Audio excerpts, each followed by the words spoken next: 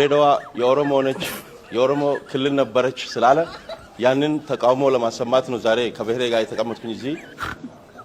እኔ ከኔ በፊትም እንደሰማሁት ድሬዳዋ የኦሮሞ ክልል የትም ቦታ የተጻፈ ቦታ ሰምቼም አላውቅም።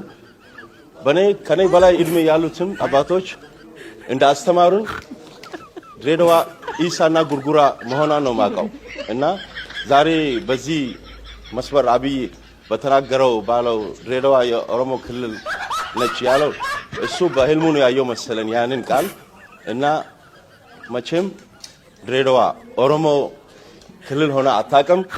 በኦሮሞ ስር ተስተዳድራም አታውቅም።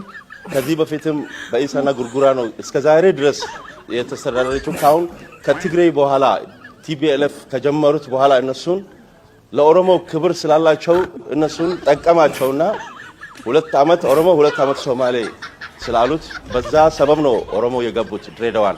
ከዚህ በፊት ኦሮሞ ድሬዳዋ ላይ ወተትና እንቁላል ነው ይዘው የሚመጡት ከሀገር ቤት 11 ሰዓት ሲሆን ደግሞ ሃይ ስኩል ተቀምጦ በባቡር ይመለሳሉ ከመጡበት።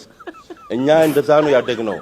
ከኛ በፊትም አባቶቻችን 90 አመት ያውና እዚህ ተወልዶ እዚህ ያደጉ አሉ እና በጣም ነውር ነው።